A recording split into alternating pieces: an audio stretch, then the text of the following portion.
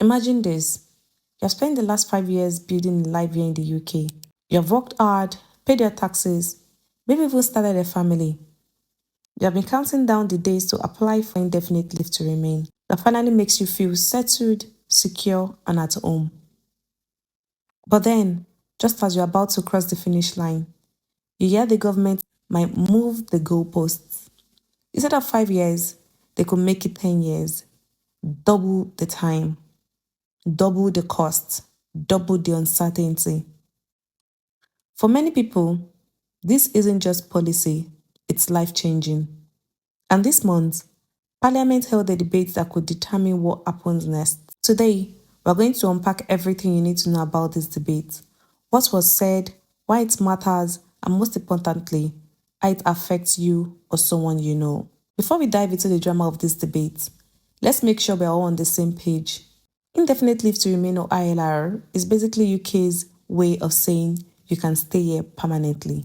It gives you security, you're no longer tied to a specific visa route, you can change jobs without needing sponsorship, access certain benefits, and eventually, it's the step before applying for British citizenship.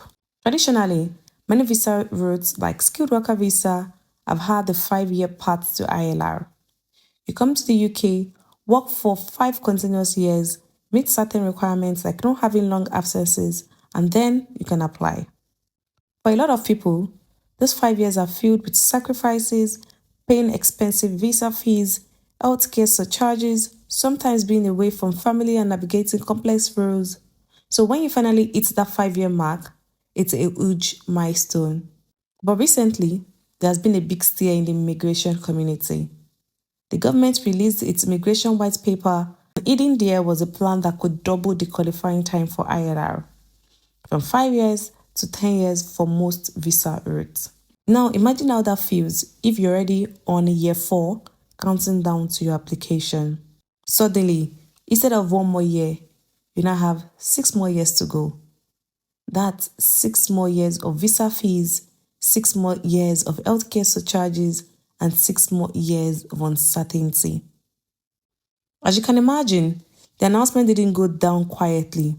2 major petitions started circulating online with tens of thousands of signatures each. These petitions weren't just numbers, they represented real people with real lives on hold.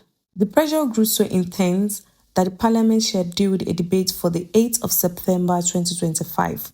Westminster Hall was packed as MPs gathered to discuss this petition and hear concerns from the public. It wasn't just about numbers on paper, it was about families, carers, and futures.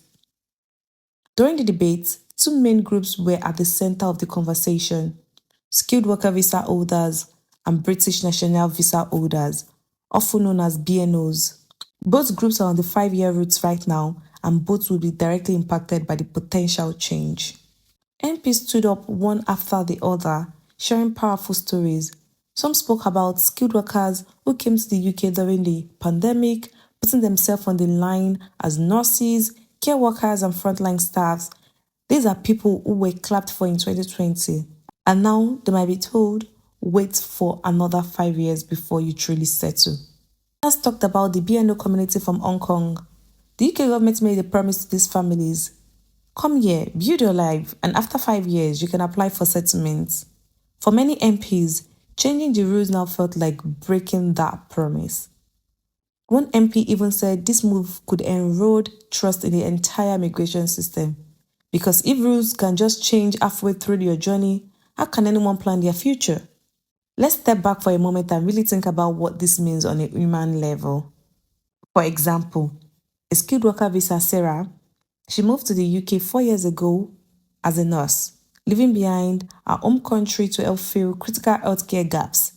She's been working tirelessly, paying taxes, and integrating into her community.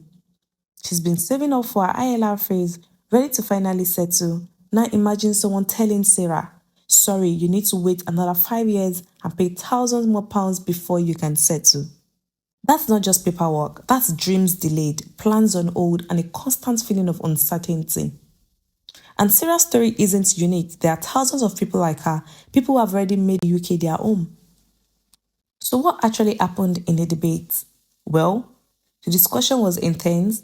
MPs on both sides made passionate arguments, raising points about fairness, trust, and financial burden this could create.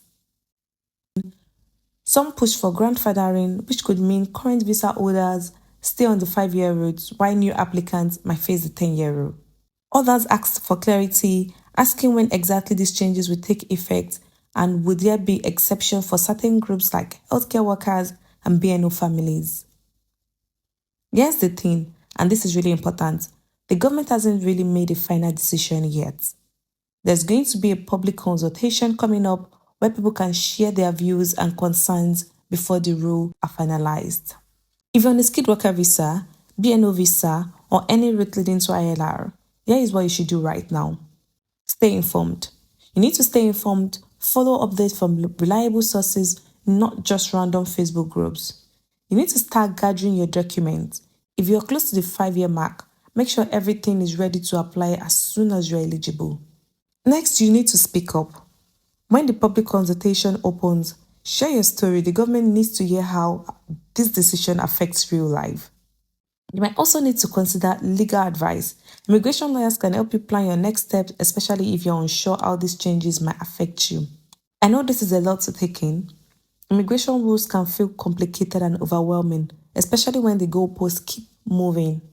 But here's what I want you to remember. You're not alone and your voice matters. The debate has happened, but final outcome is still ahead. Whether the government listens to the people will depend on how many of us speak up and get involved.